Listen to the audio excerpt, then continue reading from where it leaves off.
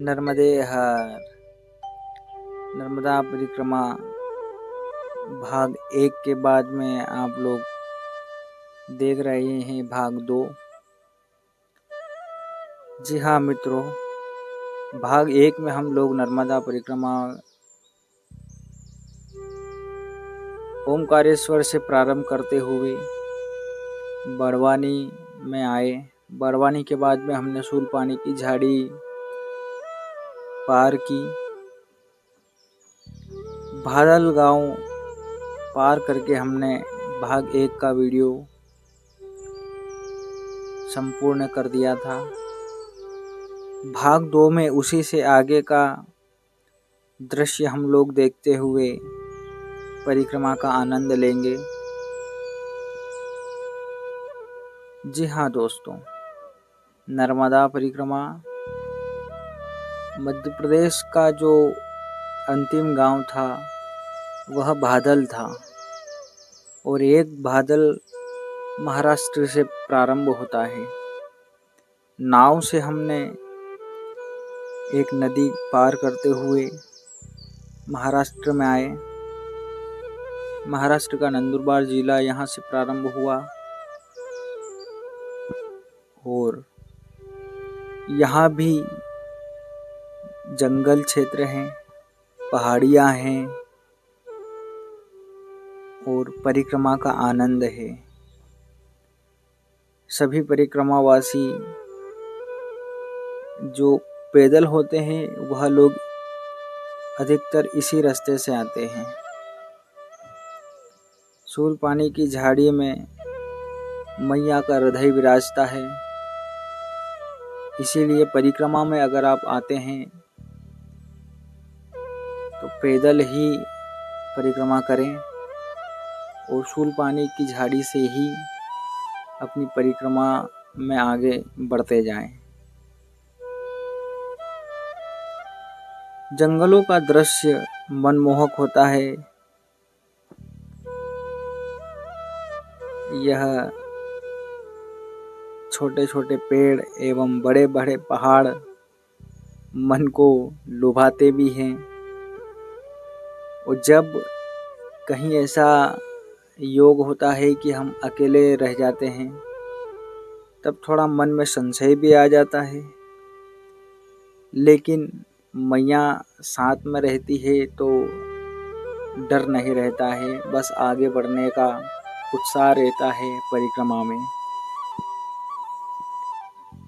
परिक्रमा में जब पहाड़ों की ऊंची ऊंची चढ़ाइयों पर चढ़ना होता है तब थोड़ा शरीर को आराम भी देना पड़ता है। सांस हमारी फूलने लगती है चलते हुए, तो आराम भी जरूरी है। इसी तरह हमारे परिक्रमावासी आराम करते हुए दिखे।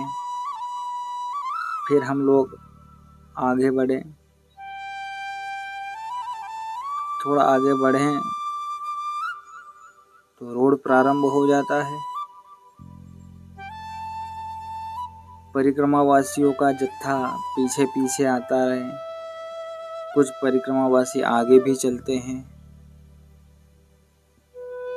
और नर्मदे हर कहते हुए परिक्रमा में आगे चलते जाते हैं। और इन्हीं पहाड़ों के बीच में एक दो घर ऐसे पहाड़ी क्षेत्रों में रहने वाले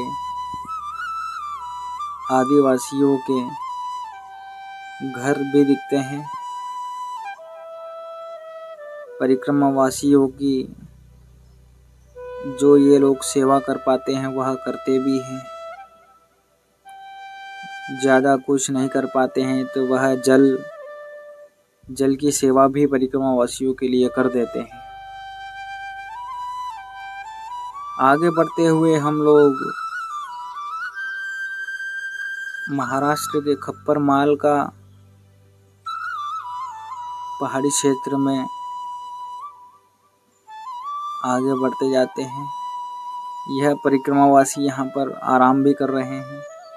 थोड़ा ही दूरी पर एक आश्रम है वहाँ हम लोग आज रात्रि का विश्राम भी करेंगे। जी हाँ मित्रों, यह खप्पर माल की पहाड़ी के सामने आश्रम बना हुआ है। धावड़ी पाड़ा का यह आश्रम माँ नर्मदा के भक्तों की सेवा के लिए दिन रात मेहनत करते हैं। यहाँ से खप्पर माल की पहाड़ी प्रारंभ हो जाती है। पहाड़ी कहीं कहीं इतनी पतले रास्तों से निकलना पड़ता है कि पैर फिसलने का डर रहता है। दो लोग तो एक साथ में निकल नहीं पाते हैं। पगडंडियाँ रहती है और पतला रास्ता रहता है और खड़ी चढ़ाई हमको इसमें चढ़ना रहती है, इसलिए थोड़ा सावधानी भी दिखाना पड़ती है। जंगल के रास्ते हैं, पहाड़ों के रास्ते हैं, सावधानी पूर्वक चलना ही सही होता है। एक तरफ खाई है और दूसरी तरफ पतला रास्ता, और दूसरा रास्ता है नहीं, एक ही रास्ता रहता है आने जाने के लिए।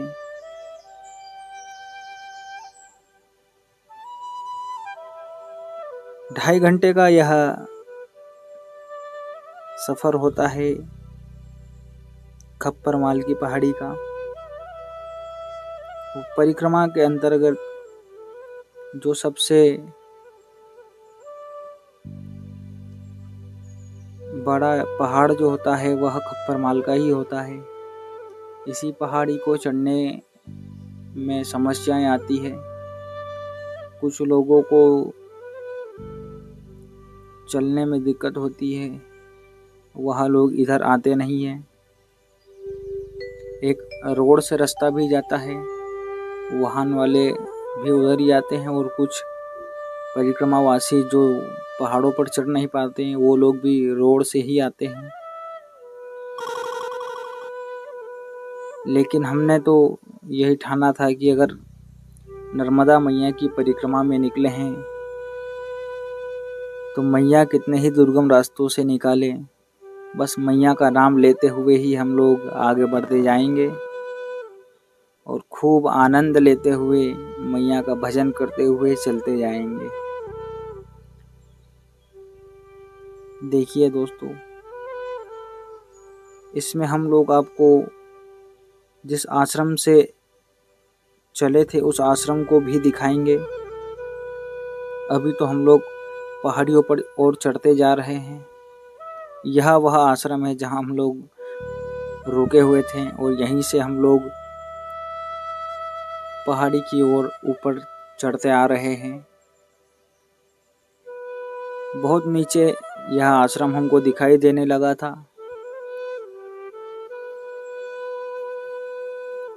चढ़ते हुए एक के बाद एक पहाड़ आते ही जाते हैं। पहाड़ कभी ख़त्म नहीं होता। हम लोग इतना ऊपर आ गए, लेकिन ऊपर आने के बाद में फिर हमको एक और पहाड़ दिखा। फिर उस पर भी जाना था, फिर उससे चढ़े तो फिर एक और पहाड़ दिखा। पहाड़ों पर चढ़ते चढ़ते जाते हैं, लेकिन पहाड़ कभी ख़त्म नहीं होता है। आनंद है परमात्मा का। जब हम लोग अपनी साधनाएं करते हैं तो उसमें भी यही होता है। हम जितनी साधनाएं करते हैं उतना ही हमारे मन में उत्साह बढ़ता जाता है। एक के बाद एक हम लोग सोचते हैं कि यह भी करें, वह भी करें, हर तीर्थों में जाकर भगवान का भजन करें, और यही जीवन का आनंद होता है मित्रों। इसी में हम लोग ने खप्पर माल की पहाड़ी को पार करते हुए उसी मार्ग पर आ चुके हैं जो रोड वाला है, जहाँ से वाहन वाले परिक्रमावासी निकल के आते हैं। यह उत्तम स्वामी जी का आश्रम खप्पर माल की पहाड़ी चढ़ने के बाद में आता है। यहाँ हमने भोजन प्रसाद लिया था भोजन प्रसाद लेने के बाद में हम लोग फिर आगे की ओर चढ़े। मित्रों, खप्पर माल की पहाड़ी चढ़ने के बाद में जितना हम लोग ये पहाड़ चढ़ के आए हैं, उतना ही हम लोग यहाँ से अब नीचे की ओर जाएंगे। रोड है, लेकिन जब ढलान उतरना होता है तब बड़ी समस्या होती है चलने में। चलते जाते हैं, पैरों में भी समस्या होती है चलने की। लेकिन परिक्रमावासी कहाँ मानते हैं। परिक्रमावासी तो केवल मैया को ही मानते हैं। मैया के नाम से आगे बढ़ते ही जाते हैं। यह आपको हम लोग परिक्रमावासियों को दिखा रहे हैं, जो लोग आगे से घूमकर आए हुए हैं। यह दिखने में तो छोटा लग रहा है, लेकिन जब चलते हैं तब घूम घूम के आना, तब पता चलता है कि यह दूरी कितनी लंबी होगी। हम लोग यहाँ हैं और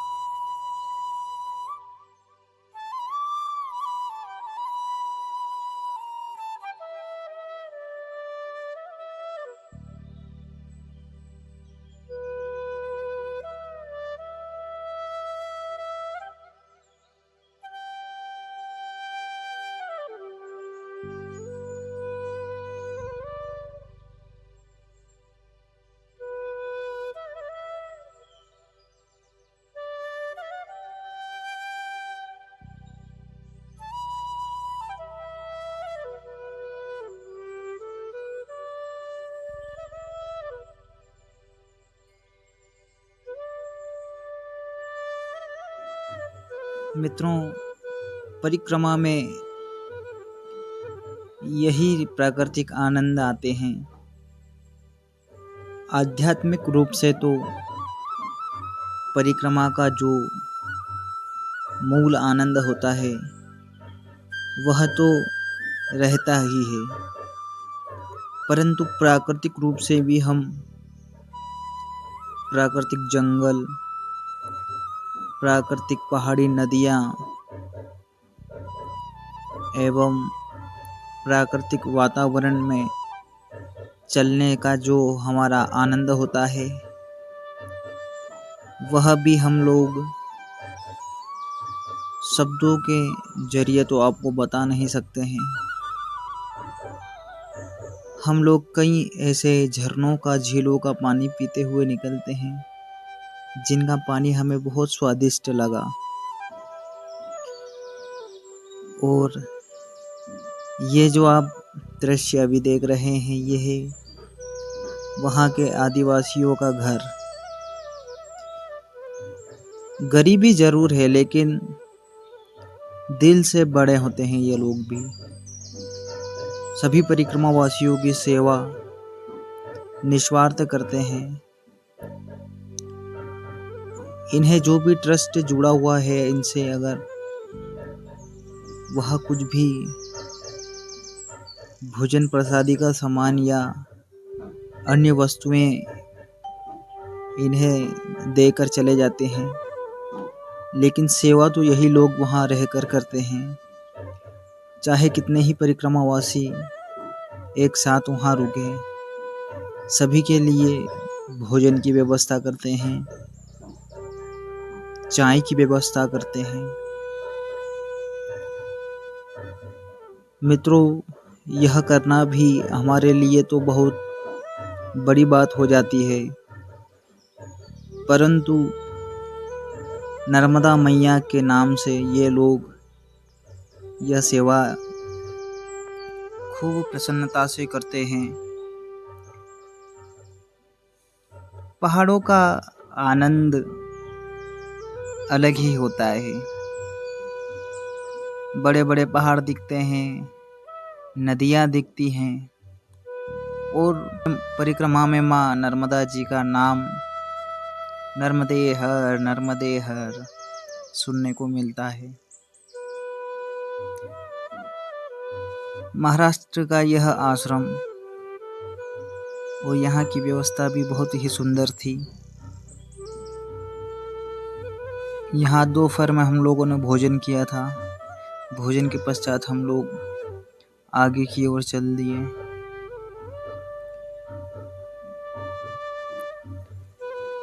बड़ा ही सुंदर सुंदर आश्रमों में हम लोग नर्मदा परिक्रमा में गए। कई साधु संतों का हम लोगों ने दर्शन किया। कई सिद्ध स्थानों का, मंदिरों का हम लोग दर्शन करते हुए परिक्रमा में आनंद लेते हुए चलते हैं। वास्तविक परिक्रमा का जो महत्व होता है वह यही है। चलते हुए हमें अपने इष्ट का भजन करना है, माँ नर्मदा जी का भजन करना है।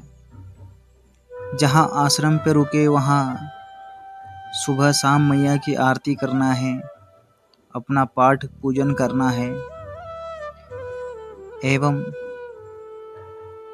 अपना नित्य कर्म करके फिर आगे की ओर बढ़ना है। पैदल चलने में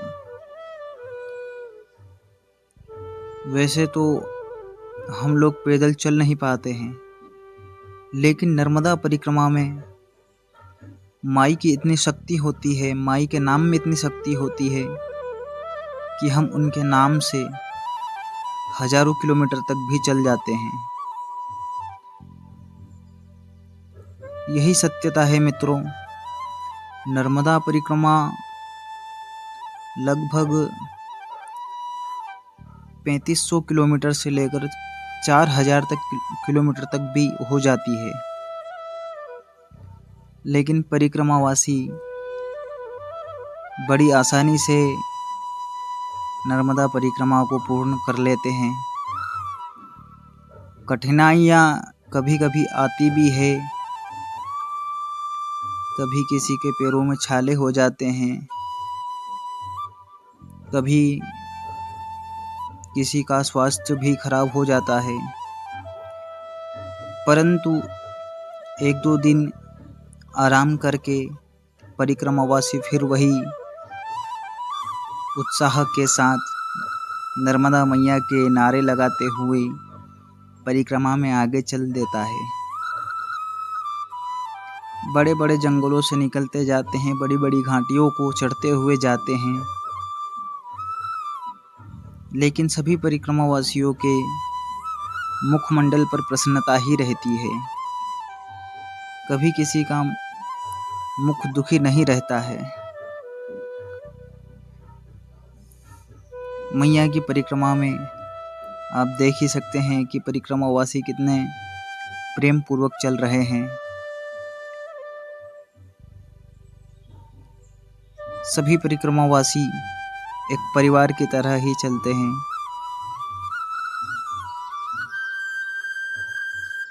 आध्यात्मिक रूप की यह यात्रा हमें जन्म जन्मांतर के सभी पापों से मुक्ति दिलाती है। नर्मदा मैया को जीवित देवी माना जाता है, इसीलिए ही परिक्रमावासी परिक्रमा के अंतर्गत कभी भी नर्मदा मैया को पार नहीं करते हैं। नर्मदा परिक्रमा में वैसे तो नर्मदा परिक्रमा साधु संतों के लिए ही होती है, परंतु अब इस युग में गृहस्थ लोग भी परिक्रमा को करने लगे हैं। मित्रों, नर्मदा परिक्रमा के अंतर्गत आपको ब्रह्मचर्य और सात्विक जीवन का पालन करना बहुत ही आवश्यक होता है। नर्मदा परिक्रमा योग साधना और तपस्या से जुड़ी हुई है। परिक्रमा में साधु संत केवल साधनाएं करने के लिए ही निकलते हैं। शास्त्रों में यह उल्लेख है कि माँ नर्मदा के किनारे जो भी तप या साधना करता है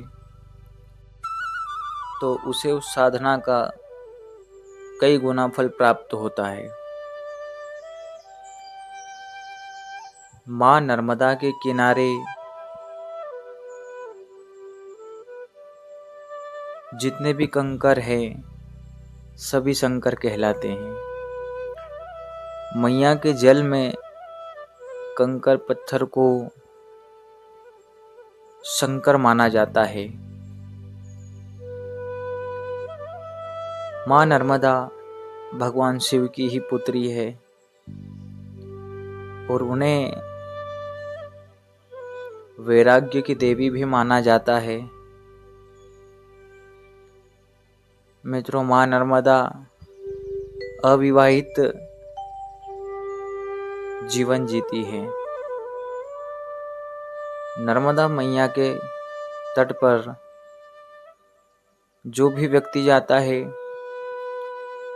उसका वैराग्य उत्पन्न हो जाता है।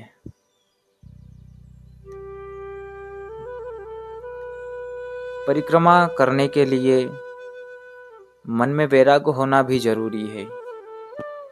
यदि हम घर का बोझ लेकर अगर परिक्रमा में जाएंगे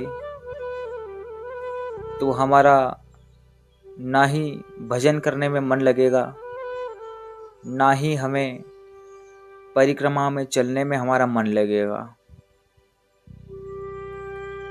इसीलिए घर के तनावों और मोह को छोड़कर ही माँ नर्मदा की परिक्रमा में आए।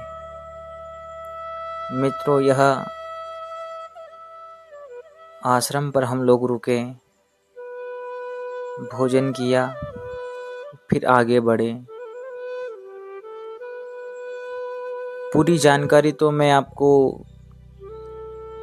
इस मार्ग की दे नहीं पाऊंगा, क्योंकि हमने वीडियो जो बनाए हैं वह कहीं कहीं आधी जगह के हम बना नहीं पाए हैं, समय नहीं रहता है। मित्रों,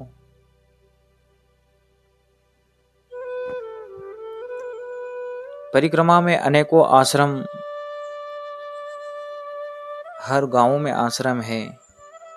यह सभी शूलपानी की झाड़ी में ही अभी हम लोग चल रहे हैं, लेकिन शूलपानी की झाड़ी में भी हमें इतने आश्रम मिले कि हम लोग क्या कहें। वहाँ की सेवा, वहाँ के भाव सभी आनंदमय। जी हाँ दोस्तों, परिक्रमावासी को सभी आश्रमों पर प्रेम पूर्वक आदर से सम्मानित करके बुलाया जाता है। परिक्रमा में सभी को माँ नर्मदा के रूप में ही माना जाता है एवं उन्हीं के रूप में आपको स्वीकार करके आपकी सेवा की जाती है। शूलपानी पहाड़ी की यह चोटियों पर आश्रम भी बने हुए हैं। सभी परिक्रमावासी आश्रम का सौंदर्यीकरण का आनंद ले रहे हैं। एक तरफ बड़ी बड़ी ऊंची ऊंची पहाड़ियाँ, खूब आनंद रहता है। मित्रों, शूलपानी की झाड़ी में हमें 8 से 10 दिन लग जाते हैं पार होने में। बड़वानी जिले से शूलपानी की झाड़ी प्रारंभ हो जाती है एवं गुजरात के शूलपानेश्वर महादेव के दर्शन कर गोरा गांव में ही शूलपानी झाड़ी पूरी समाप्त होती है। शूलपानी झाड़ी में जितना आनंद है मित्रों, उतना परिक्रमा में शायद ही कहीं होगा। वैसे कहा जाए तो आनंद तो पूरी परिक्रमा में ही बहुत है, लेकिन कहा जाता है कि शूलपानी की झाड़ी में ही मैया का साक्षात्कार हो जाता है। मित्रों, कहीं ना कहीं हमारे साथ भी ऐसा हुआ है कि मैया ने हमें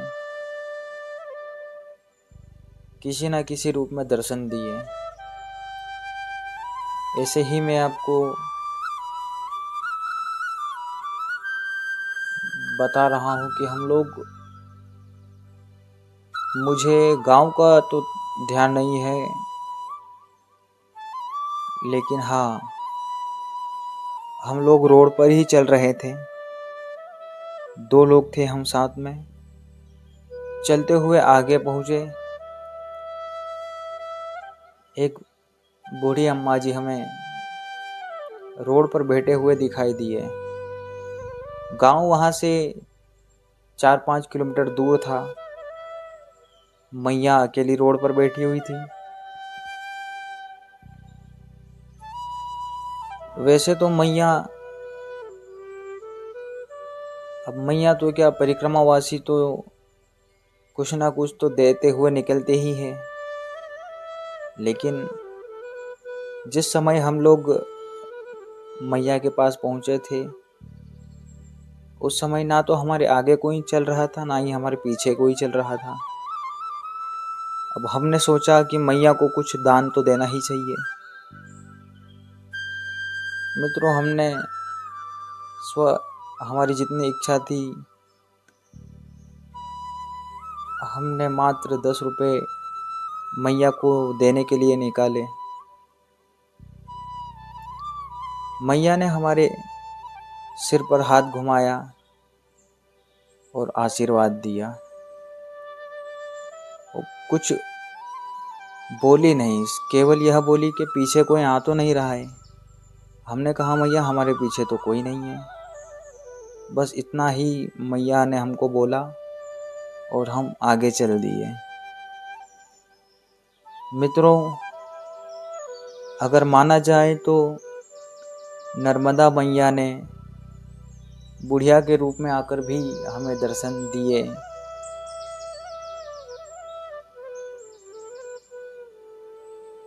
हो सकता है माँ की लीला तो माँ ही जाने, लेकिन हमारा भाव तो यही उस समय हुआ था कि मैया ने हमको दर्शन दिए हैं। फिर मित्रों, हम लोग और आगे बढ़े। ये हनुमान जी महाराज का सुंदर सा मंदिर और यहाँ के सेवक जो महाराज जी थे, बहुत सेवाभावी थे। हमने इनसे जानकारी ली, पूछा कि आप लोग आश्रमों का सारा व्यवस्थाएं कैसे बनाते हैं। तो उन्होंने कहा कि ये सब तो मैया की कृपा से ही होता है, हम और आप कुछ नहीं कर पाते हैं। कहा हम लोग 6 लोग जुड़े हुए हैं और हमारा यह संकल्प है कि हम लोग, हमसे जो भी सेवा हो सके, हम लोग नर्मदा परिक्रमा वासियों की सेवा करें। तो मित्रों, वहाँ खिचड़ी का प्रसाद सभी परिक्रमा वासियों को महाराज जी पवाते हैं। वहाँ से आगे चलते हुए हम लोग फिर उन्हीं जंगलों के आनंद लेते हुए आगे आगे बढ़ते जाते हैं।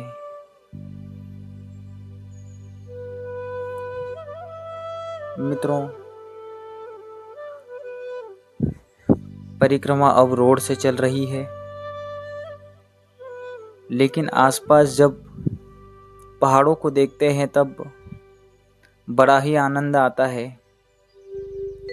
मन को मोहने वाले ये बड़े बड़े पहाड़ और ये हरे भरे वृक्ष, इन्हें देखकर कभी तो ऐसा लगता है कि हम भी कभी यहीं पहाड़ों में ही रहें तो कितना आनंद हो। लेकिन मित्रों, पहाड़ों में रहना भी बहुत संघर्षवान होता है। यह पहाड़ी क्षेत्र में हम लोग रात्रि में यहीं रुके थे और ये लोग लकड़ियों का घर बनाया हुआ है। बड़ा ही सुंदर सा घर है। कहते हैं हम लोग यहीं एक एक पट्टा जमीन खोदकर जमीन में अपना गेहूं उगाते हैं, सब्जियां लगाते हैं। आय का कोई साधन होता नहीं है, खेती से ही हम लोग अपना घर चलाते हैं। मित्रों, पहाड़ों के लोग जो रहते हैं वे लोग बाहर भी नहीं जा सकते नौकरी करने, तो वहीं पहाड़ों में ही छोटे छोटे खेत बनाकर खेती करके जो अनाज उगाते हैं उसी से उनका घर का सारा खर्च निकलता है। घर बड़ा ही सुंदर था और मैया का स्वभाव भी बहुत ही सुंदर। मैया ने सभी को दाल और चावल खिलाए थे।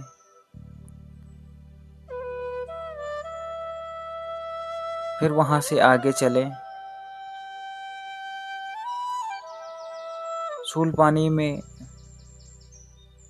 ज़्यादातर तो पगडंडियों से ही निकलना हो रहा है। शॉर्टकट जब लेते हैं तो रोड छोड़कर हम लोग पगडंडी से निकलते हुए आगे जाते हैं। फिर रोड आता है, फिर थोड़ा आगे चलते हैं, फिर कहीं शॉर्टकट दिखाई देता है। ऐसे ही हमारे जीवन में भी कई ऐसे कार्य होते हैं जो धैर्यता से ही किए जाने चाहिए, लेकिन हम शॉर्टकट लेने के चक्कर में हमारा सारा कार्य बिगाड़ लेते हैं। कई लोग होते हैं वो कहते भी हैं कि अगर मैं ये नहीं करता तो बहुत अच्छा रहता, क्योंकि शॉर्टकट लेना अच्छी बात भी नहीं है। हम लोग भी ऐसे ही कई जगहों पर शॉर्टकट ले तो लेते हैं, लेकिन आगे चलकर थोड़ा सा जब मालूम पड़ता है कि नदियों में से निकलना है, नालों से निकलना है, कहीं पहाड़ों के ऊंचे पहाड़ से मालूम पड़ता है कि रास्ता नीचे है, तो बड़ी परेशानी के साथ में नीचे उतरना पड़ता है। तब जाके हम लोग मेन रोड पर लगते हैं। इसीलिए हमारा जो मार्ग होता है उसी से चलना सही रहता है। शॉर्टकट ज़्यादा अच्छे भी नहीं रहते हैं। मित्रों, अब हम लोग महाराष्ट्र के अंतिम छोर में ही चल रहे हैं।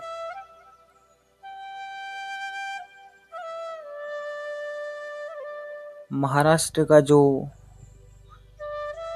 एरिया है वह अब चलकर समाप्त हो जाएगा।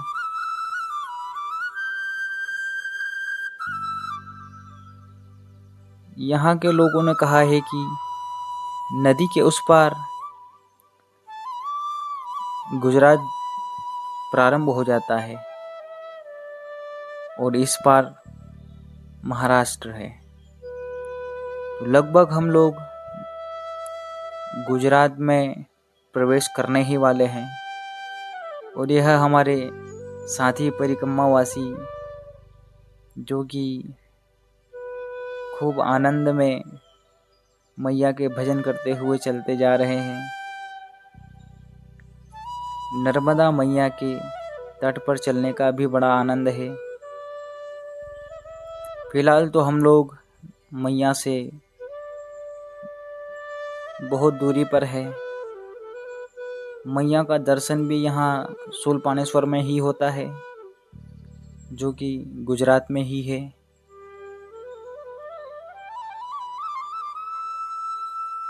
परिक्रमा में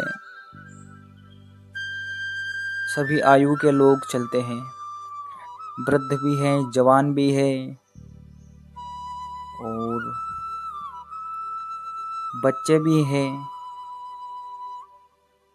जो कि अपने परिजनों के साथ में आ जाते हैं और परिक्रमा में चलते हैं। वे भी खूब आनंद में हैं और परिजन भी खूब आनंद में हैं। परिक्रमा में हम लोग कई बार ऐसे ही घरों के बीच से आगे बढ़ते हैं। पहाड़ी लोग हैं, जहाँ जगह अच्छी लगी वहाँ घर बनाया।